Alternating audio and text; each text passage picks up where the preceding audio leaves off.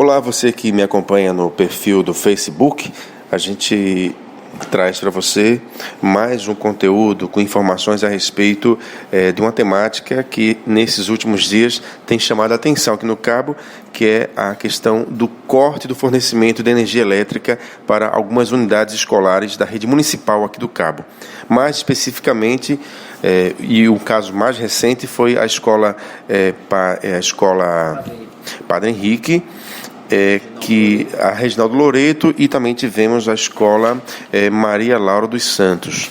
E aí a gente veio conversar com o secretário de Educação, o professor Elias Santos, para que ele pudesse trazer esclarecimentos ou a versão oficial da Prefeitura no que diz respeito a esses inconvenientes que ocorreram por essas últimas semanas, no que diz respeito à falta de energia elétrica, alegando-se o corte de energia por conta do não pagamento dessas contas. Professor Elias, em cima de tudo que foi dito, espalhado pela rede, críticas, denúncias, e mais recentemente no nosso blog do Firmo, a gente reproduziu um pequeno texto com a reflexão de um professor, o professor Silvio, dando conta das suas constatações ao ir lá na escola modelo de Nova Era, em Pontos Carvalhos, dando conta dessa situação.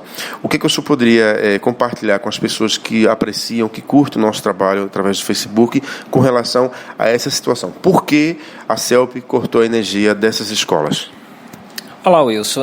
O que aconteceu nessas três escolas, no caso a escola Padre Henrique Vieira, a escola Maria Laura e a escola Reginaldo Loreto, em Ponto dos Carvalhos, foi uma suspensão dos serviços de forma indevida.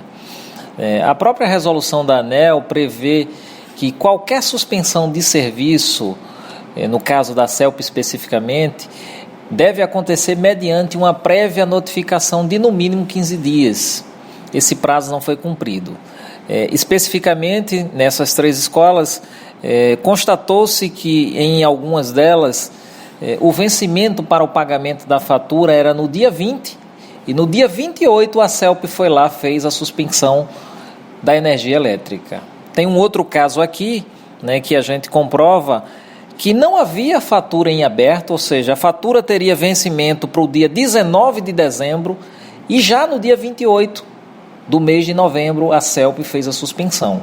Então, como nós não conseguimos dialogar com a diretoria da CELP, a equipe que cuida do corte, religação, enfim, da relação com os entes públicos, não nos restou outra opção senão informar essas arbitrariedades que ela vem fazendo junto ao município, nós contactamos o Ministério Público para que eles, junto à empresa e à secretaria, possa promover um termo de ajustamento de conduta, onde a CELP não mais cometa essas irregularidades. E se assim cometer, venha a ser punida, porque é inadmissível que alunos fiquem sem a aula, porque a CELP achou por bem de suspender o fornecimento, onde ela própria não cumpre as exigências estabelecidas pela ANEEL, que é um órgão que regula a prestação de serviços dela. Tivemos aí a falta de energia. Essa energia já foi restabelecida? Sim. As duas outras escolas, já temos aí o restabelecimento, eu acredito, em torno de uma semana, e a última escola que teve a energia restabelecida foi a escola Reginaldo Loreto, que aconteceu hoje, dia 12, por volta das 11 horas da manhã.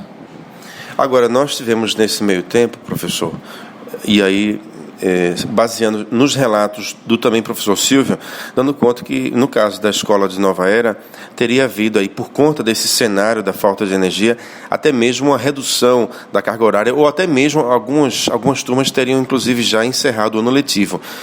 Existe, de fato, essa situação?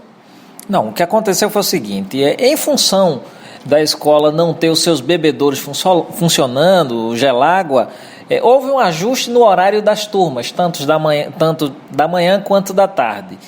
Em relação ao calendário, não houve nenhum prejuízo, uma vez que algumas dessas turmas já tinham feito a quarta unidade, e o que houve foi apenas um ajuste, não houve prejuízo como se foi propagado por algumas pessoas. Essa informação a gente teve hoje aqui na própria secretaria, onde a dirigente da escola esteve dando conta do que estava acontecendo e informando a secretaria das medidas que foram adotadas para solucionar ou minimizar o problema.